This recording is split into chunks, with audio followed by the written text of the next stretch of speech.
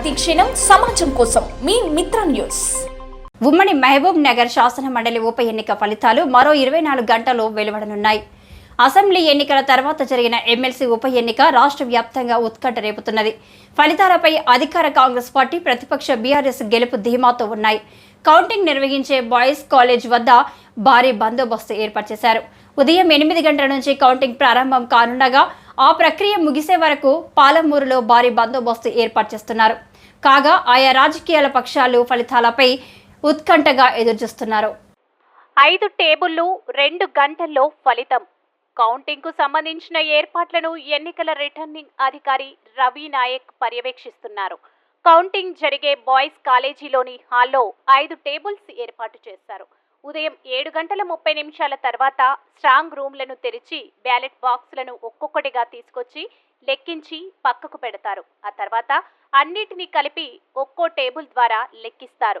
అభ్యర్థులకు వచ్చిన ప్రాధాన్యత ఓట్లను లెక్కించి గెలుపుకు సంబంధించిన పర్సంటేజ్ని చూస్తారు.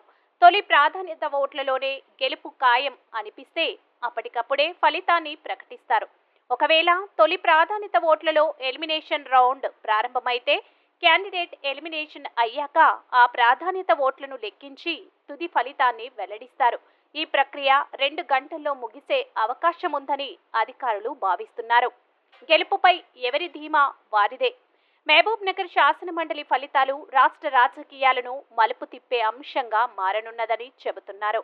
ఉమ్మడి జిల్లాలో స్థానిక ప్రజా ప్రతినిధులు మొత్తం 1439 మంది ఉండగా ఇందులో దాదాపు 70 నుంచి 80% బీఆర్ఎస్ తరపున గెలిచిన వారే.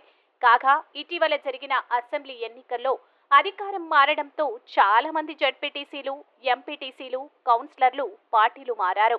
స్థానిక సంస్థలు ఎమ్మెల్సీ ఎన్నికల ఫలితాలు రేపు అనగా జూన్ 2న వెలువడనుంది. ఉమ్మడి మహబూబ్ నగర్ జిల్లాకు సంబంధించిన స్థానిక సంస్థల ఎమ్మెల్సీ ఎన్నికలకు సంబంధించి బీఆర్ఎస్ తరపున నవీన్ కుమార్ రెడ్డి, కాంగ్రెస్ తరపున మన్నె జీవన్ రెడ్డి తలపడ్డారు. ఈ పోరు ఉత్కంఠకు తెరలేపింది. దీని ఫలితం రేపు రానుండడంతో అందరూ ఆసక్తిగా ఎదురుచూస్తున్నారు.